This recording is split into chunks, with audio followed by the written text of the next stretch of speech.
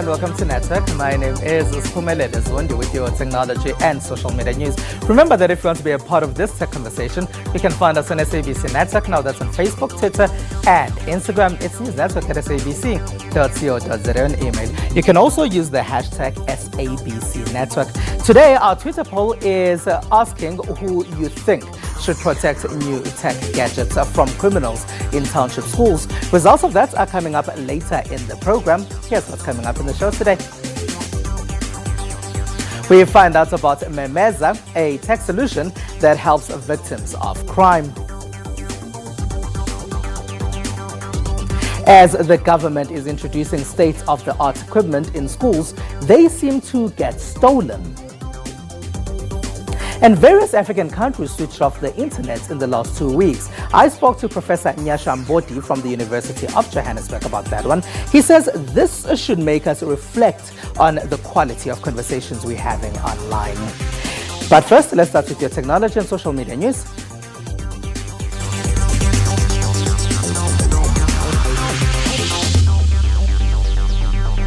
Now, crime is high in South Africa. A woman by the name of Tulim Tetwa has created a crime-fighting solution called Memeza. She said it was after she couldn't assist when her sister was attacked in Tembisa. The solution lets others when your home is being burgled or when you are under attack.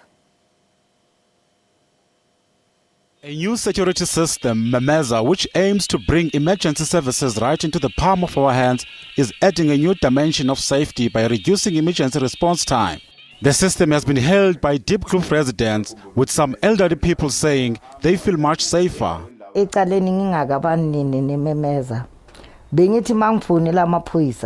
Before the Memeza alarm system was installed in my house, I was a victim of crime. Now I can call police whenever I am in trouble. They can respond very quickly. The system allows for the transmission of a panic signal to police and other pre-programmed numbers in case of an emergency. It connects instantly with emergency services and shows them the exact location of a person in need. It's a community-based solution that installs community alarm systems into the homes of the vulnerables. The idea was born out of a crime situation. I was a victim of crime for a very long time, but I did nothing. I just accepted it as a status quo in South Africa until 2012, March. Law enforcement agencies say after the launch of Memeza, they have seen decrease in the number of reported crimes in the area. It also reduces emergency response time. It helped us a lot when coming to the response time, because of basically since we have Memezas installed around the area, when crime is about to happen or is happening, we normally get to the situation when the crime is happening, unlike if the crime has already happened. Because normally we've got the signals through the cell phones. Our sector vans get the messages as well. But what I normally do, and our community in blue, they are under the patrollers of the CPF patrollers, community in blue. We've got the team which is responding on Memeza alarms, and they do the patrol normally. When we get the signal of the Memeza, because of the SMS give us the information, or says an elderly is maybe outnumbered. While security applications like Memeza are seen as solutions, law enforcement agencies say people need to be vigilant at all times. Let's go back to that very South African challenge of crime, which seems to be hindering the introduction of smart classrooms in schools. Gauteng Education MEC says most schools in some communities get broken into. Recently, tech devices were stolen from a school in the township of Tsakane. Recently, as he delivered the ANC election manifesto, President Cyril Ramaphosa spoke about preparing young people for the fourth industrial revolution. Our education in the end must prepare young people for the workplace that is being rapidly transformed by technological change. Occupations that have existed for decades may not exist tomorrow. Skills that are taught today may have little value in the near future. We must prepare for the world of work of tomorrow. This means introducing new technologies in schools. This is already being done in Gauteng as there are schools with smart classrooms. Parents are excited about this. I work in an environment where there's no paper, so why not the kids? I'm sure the kids will have lots of fun. But there is a setback. Criminals recently broke into a school in Tsakane and stole laptops, tablets, and other equipment needed for this to happen. The Education MEC says the community must reveal who the criminals are. Because if they don't, then we have to take out the entire expensive equipment from that community, which is something that we don't want to. This equipment belongs to that community. We are in majority. We can't be terrorized by fewer people. The computer stolen had only been there for just a few days. The government is asking communities to protect such equipment. Let's leave South Africa for a while. Huawei has launched an ICT skills competition in Senegal in search of tech talent. China's leading information and communication technology solution provider Huawei has for the first time partnered with Senegal's Ministry of Higher Education and Research to launch an ICT competition with the aim of finding tech talent and help Senegal become an African ICT hub. It's an opportunity for our students to practice and compare themselves to other students around the world. They'll be able to measure the studies they do, to measure the skills they have. Les études qu'ils font, mesurer les compétences qu'ils ont. With the rise in technology and need for development, the tech giant will help promote an environment that allows students to attain the skills they need to provide solutions to a wide range of innovative infrastructure projects. As every young student, I aspire to integrate this kind of innovative projects. I plan to participate representing my country. It will be a big challenge for me to go abroad and represent my country. Kenya police have urged people not to spread old images on social media as if they are part of the latest attack by Al-Shabaab. The attack happened in a hotel complex a few days ago. Often when there are big events, old images resurface on social media as if they are new. This has happened with xenophobic violence in South Africa as well. Kenyan police say they've realized that sympathizers of the attackers are also using social media to share unrelated images as if they are from the recent attack. At this juncture, we would want to caution members of the public that sympathizers of these criminals have taken to the internet using old and quite disturbing images, all of which have nothing to do with today's incident, in an attempt to spread needless fear and despondency among us members of the public. We therefore wish to urge everyone not to share, forward, retweet, or otherwise spread these pieces of disturbing information or images, as in doing so will only be doing nothing but abating the aims of the enemy. Remember that you can find us on SABC Network on Facebook, Twitter, and Instagram. News Network at sabc.co.za on email. Let's take a break, and after the break, we will be discussing internet shutdowns across the African continent.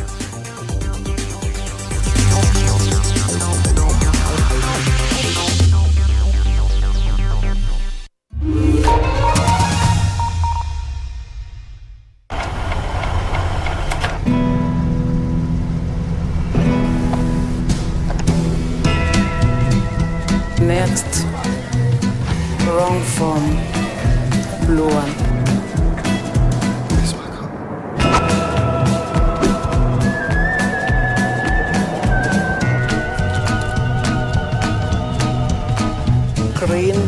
form, orange form, baby blue form.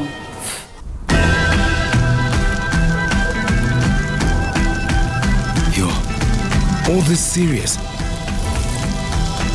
deserves a glass of not so serious. Come fill yours with Tops at Spa. Congenital disorders or birth defects are defined as abnormalities of body structure or function that are present at birth. Some of those defects, they can come as an isolated or they can be in combination with a syndrome. According to the World Health Organization, 300 million people are affected by depression globally. One can be depressed as a child and then later it manifests in early adulthood. Join us on Health Talk, Saturdays at 9 a.m.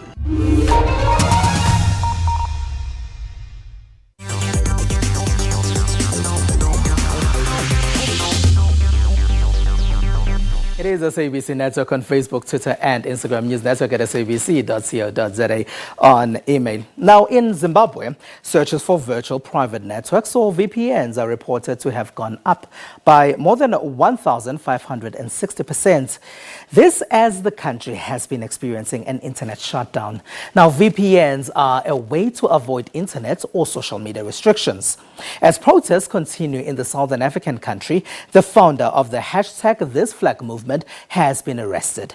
Pastor Evan Moarire was taken away by police as there are anti-government protests in Zimbabwe. Moarire became popular after an online video that asked people to pledge allegiance to the flag. What followed were calls for people to stay away from work. His latest arrest has happened as the Zimbabwean government has turned off the internet. Mobile network provider Econet sent SMSs to all its customers to say they were forced by the government to do so. They are alleging that he has incited violence through Twitter and other forms of social media, particularly in the Central Business District. We've asked for full particulars, when, how. They say they don't know. They'll give that to him at the police station.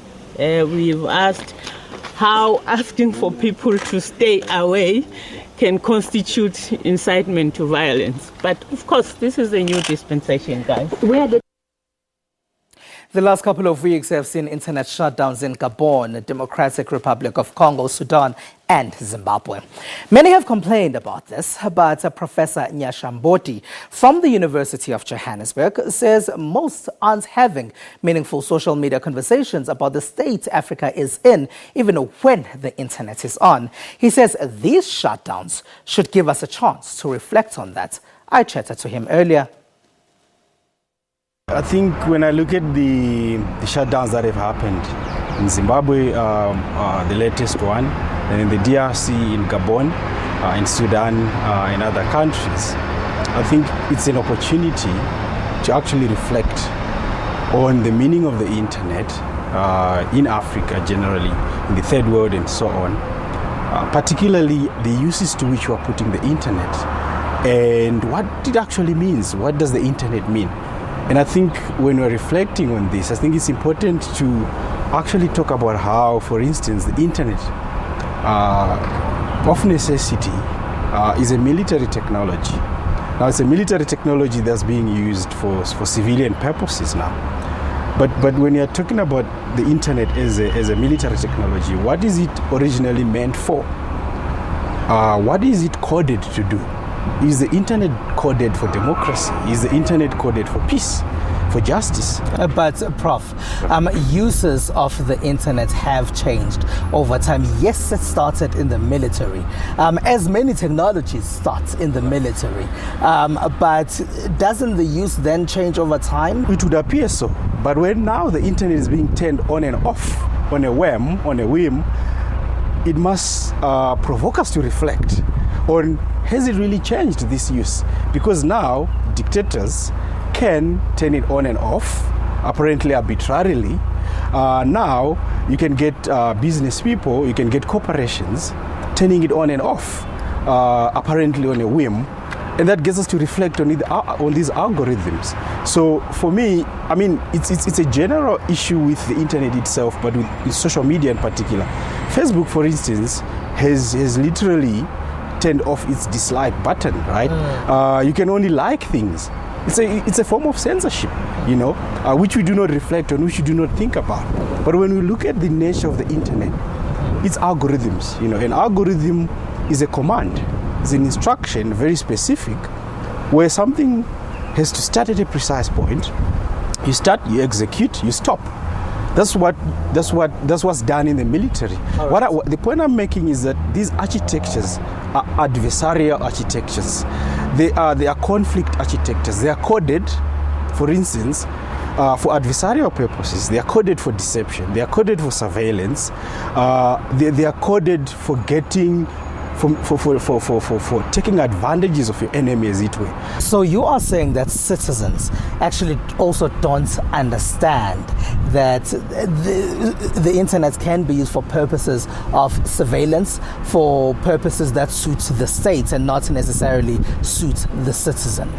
That's possible, but the ambivalence of those algorithms in terms of their relationship to social justice, to democracy, to peace, and so on. Like I pointed out, the internet was never coded for justice or for peace, or even for social progress.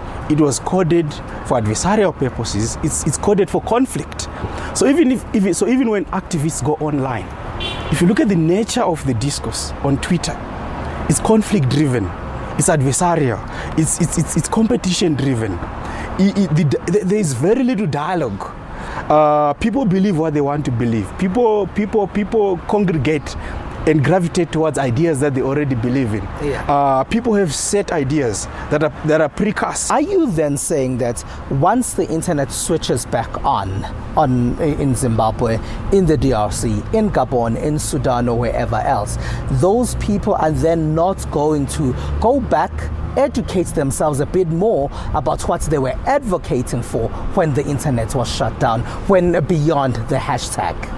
The lives that people live in Zimbabwe are the lives that they've been living since just about the 1990s, when the World Bank and IMF imposed structural adjustment programs on the country. When there was no Twitter, when no there Twitter, was no Facebook. People were living the same way over 30 years ago, living in a permanent austerity. In 2000s, we had a slogan in Zimbabwe by ZANU-PF, which was Rambai Makashinga, stay strong, because we know the pain you're living in. It's the same permanent austerity from the 90s that's there in the 2000s. Then you have the internet. In 2018, the president is telling people austerity for prosperity, that you must suffer, but you must suffer for the public good, for the future of the country. Now that's more than 30 years of people suffering and being told you'll be fine. And I'm saying, are we saying that once the internet is turned back on, we are going to see that the leaders are going to be lying less, hypocrisy is going to be less, that the thugs who are driving violence in Zimbabwe are going to be gone? Professor Nyashamboti there is from the University of Johannesburg. This week, we also caught up with actor Raphael Griffiths. He told us what his favorite piece of technology is. Hey, my name is Raphael Griffiths, and I cannot live without my cell phone. The reason why I can't live without my cell phone is because I do everything on my cell phone, from calling people to social media to even my invoices for work. I use my phone, trust me. SABC Network, Facebook, Twitter, and Instagram. Stay with us.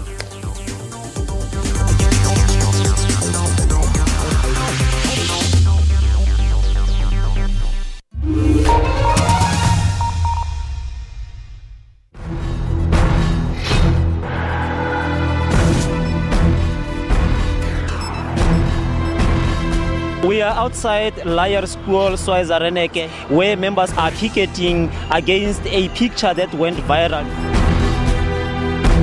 What else do you want to see happen in a country? Peace, security, and respect of human rights.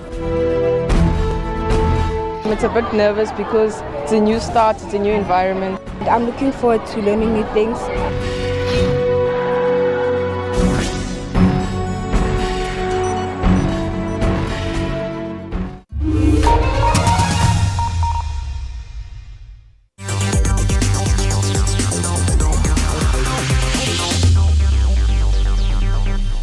It It is SABC Network on Facebook, Twitter and Instagram. Now, global car manufacturers plan to invest billions on electric vehicles technology, and retailers cut iPhone prices in China.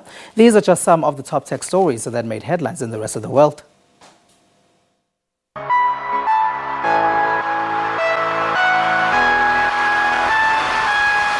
Global automakers are planning a $300 billion surge in spending on electronic vehicle technology over the next 5 to 10 years. With nearly half of the money targeted at China, the car manufacturers will also put EVs into mass production in Europe and North America. I think a big thing for people is just awareness. They're just not aware of electric vehicles, and specifically, they might not realize how fun they are, and they're probably a lot easier to incorporate into their driving needs than they think.